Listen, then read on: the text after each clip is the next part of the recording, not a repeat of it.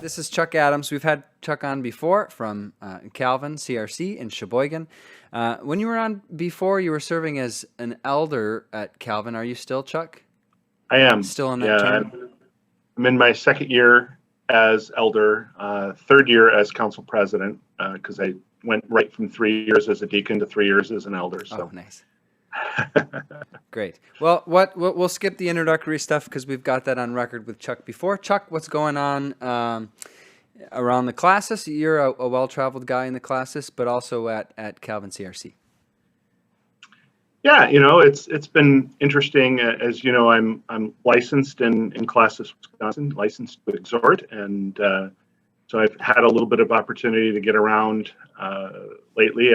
This past Sunday I was at Crossroads in Madison, and because it was World Hunger Sunday, did a sermon related to that on justice, which is a topic that I'm very much interested in, being a lawyer.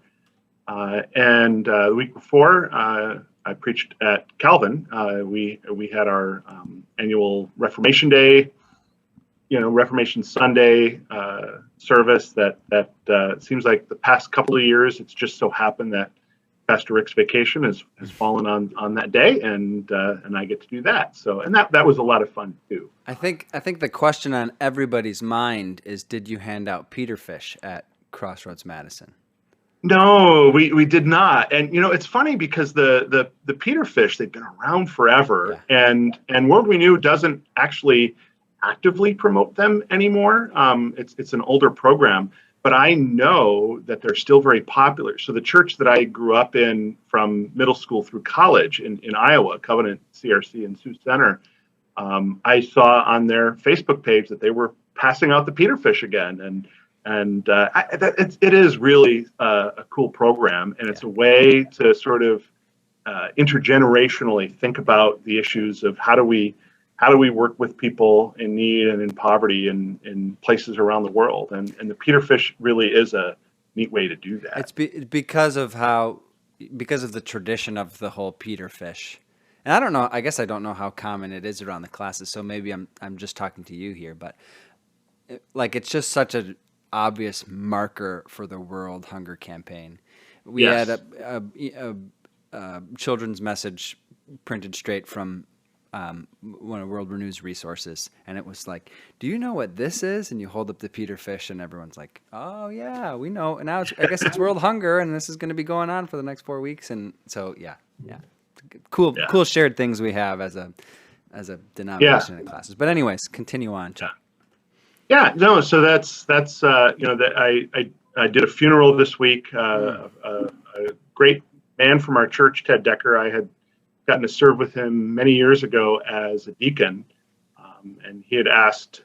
He's been in hospice the last number of months, and he asked if I would do his funeral, and he passed. So that was earlier this week as well, and just it was a nice time to reflect on a person who really showed what it was to be a deacon in his life. He only served one term as a deacon. He much of his life, he just had a lot of things going on. His wife passed when his three children were quite young, and so he had to shift and work night shifts so that he'd be home for his kids when they would come home from school. And but through his whole life, he was just such a servant, and he understood that being a deacon doesn't just mean you're ordained as a deacon and you do it for 3 years, but it's really about a life of service to the community and to your church. And he did that even in his last days when he was super frustrated with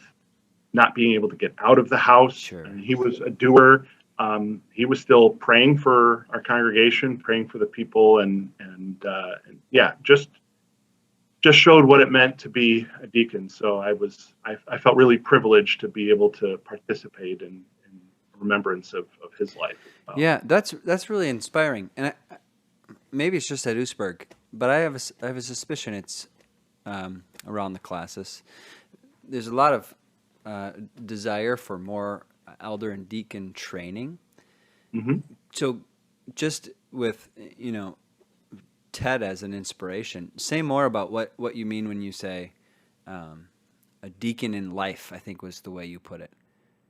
Yeah, so a number of years ago, there was actually World Renew, actually when they were CRWRC, did a campaign called Deacons the Link, and it was really designed to be a way to train deacons to be a link between people in need and people who could fill those needs. And we often think of that as just people in financial need and people who have the ability to fill those needs.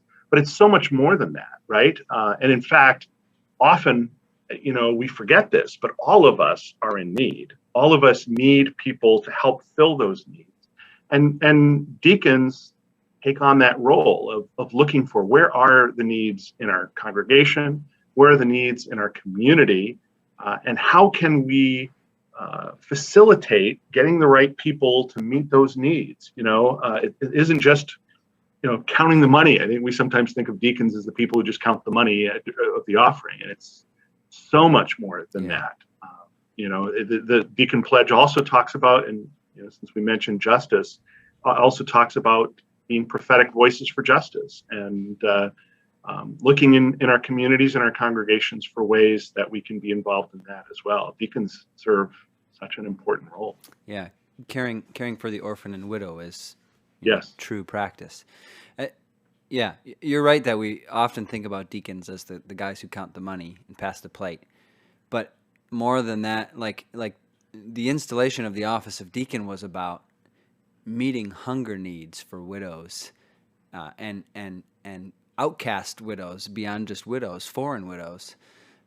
So like thinking about diaconal work as meeting physical and spiritual, but I don't know. Would you say? I'll pause there. Would you say that diaconal work has more emphasis on the physical need than the spiritual, or am I wrong there? I think it starts there, but it doesn't end there. And in fact, when you start with the physical needs, obviously we're holistic people, and we have much more than just we're more than just a physical body, right? That's what the book tries to tell us. But and so it has to go to that. I think if you think of in the New Testament, when deacons were first instituted, and we don't always think about this, but think about who they were. It wasn't just, that there were these men in those particular churches who were asked to serve at the table for the widows. But if remember that at that time, the poor widows were the Jewish women, and all of the men who were called to serve them at that time were Gentile men. And at that time, that likely meant men of some means. And so when the first people chosen to be deacons were Gentile men, what was happening is we were flipping the script, right? In the Roman Empire, and it's that way today too, we have this hierarchy, right? We put people as, here are the important people, and here are the people who don't matter as much. And what the early church did when they instituted the diaconate is they said, we're going to flip that. We're going to have people who, to the eyes of the world around, seem like super important, wealthy people, and we're going to make them servants to the poorest and the least, the most marginalized people in our community. And that's why those first deacons were Gentile men. Because that flipped that script. And I think that's what's so neat about diaconal work too, is that it really is about, in our world today, flipping that script and talking about how can we be servants and how do we put the interests of others in front of our own interests and do that in a way that brings justice and shalom to our communities. I've made that same argument going back to the Levitical priesthood. So with the institution of the priesthood in Israel, God didn't. How do I say this correctly? God didn't invent the priesthood there with Israel in the desert. Other nations had priests functioning for their false religions. The Egyptians had priests, right? That was already a thing. But the way it typically functioned in the ancient Near East was the priest was on top of the hierarchy. Because if you wanted it to rain if you wanted the gods to be happy with you, if you wanted the secret wisdom, only the priest had that stuff or had the ability to get that for you. And so all your offerings go to the priest, and you prostitute yourself to the priest, and you do whatever it takes to praise the priest, basically, to be in favor with the gods. And how does God set up the priesthood? He says, well, all my people are priests. You all have access to God with your offerings, whatever it is you can bring. And the ones I'm going to set up as your priests actually help they're on the bottom, and they serve you. And that's the office of the pastorate too, right? Like, what is everybody can read the word and pray and sing. What does the pastor do? He equips the saints for the work of ministry. And so deacon naturally follows the same thing. It's not, you're not on top. You actually have left your lofty position, right? The way Christ has modeled, to be the servant, to meet the needs. Yeah. That's really full. So that upside down kingdom. Yep. I just love that. Yeah. I love that image of the upside down kingdom, and that's what we're called to. What are some ways? I mean, we've talked before. I think you said, when in your time at Faith Community Church, that you remember this sense that deacons at Calvin, if I have this right, that deacons at Calvin really did diaconal work well. Do I have that right? I'm trying to recount your memories, which is always that's accurate.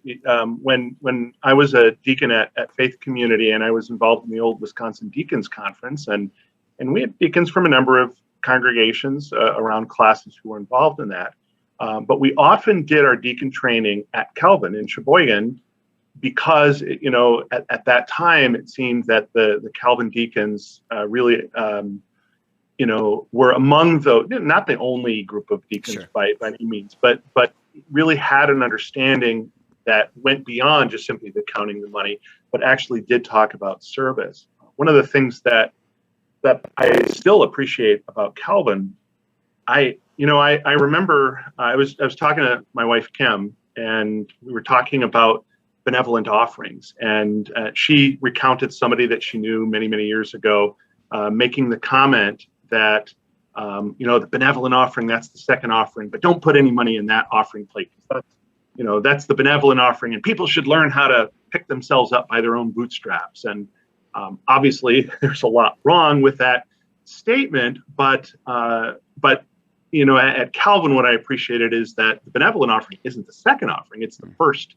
offering. And so even today at Calvin, we don't pass the plates. We just have a way for you to give either the plates outside, or you can go online, but we still list the offerings, whether it's online or in our materials. The first offering is that benevolent offering. It's meant to be a gift to those who have need in our community, or even outside of the community. And that's something I always really appreciated.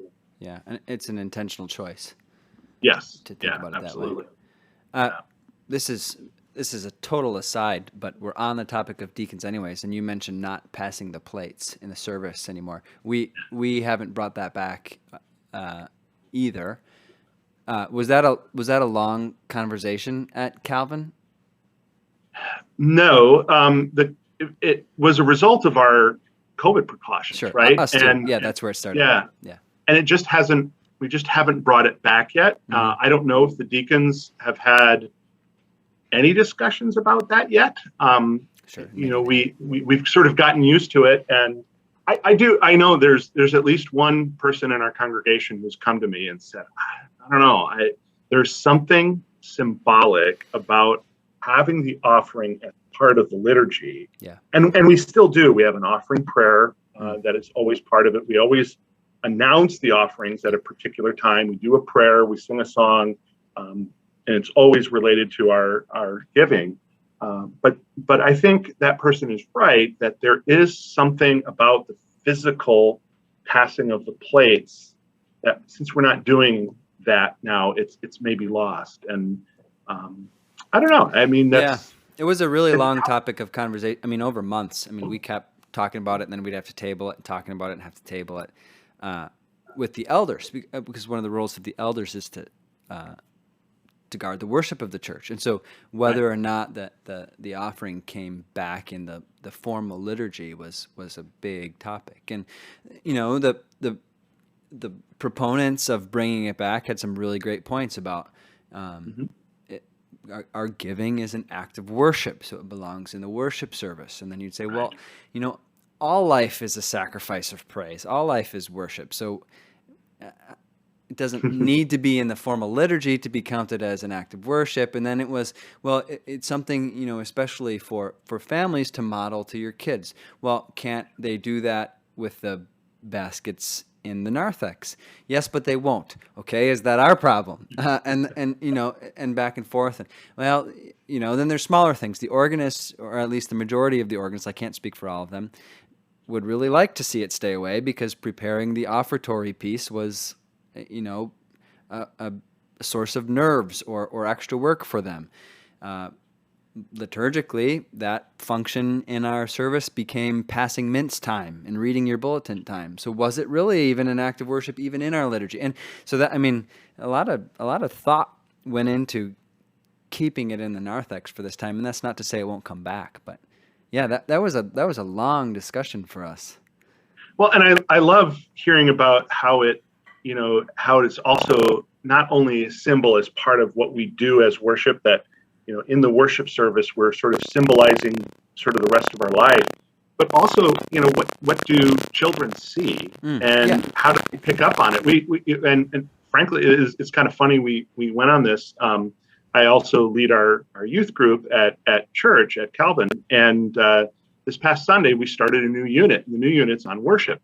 And to introduce what I did on Sunday is I just had the students break up into groups of 2 or 3 and just plan a worship service. I said, we're going to go back, do some study, talk about some historical liturgies. What does the catechism say about worship? What does scripture say about worship?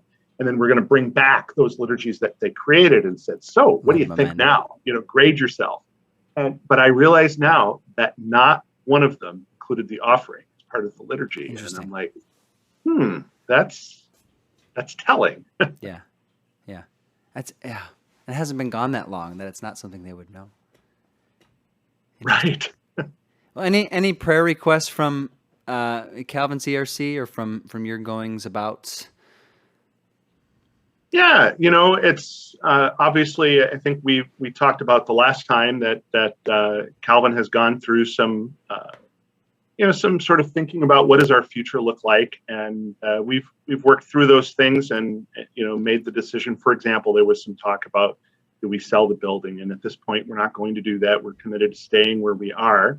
But now we've got to start thinking about then what's next. And we, as a council, we sort of perceived that the top values right now at Calvin are unity and community, which by itself sounds great, right? Those are great values to have.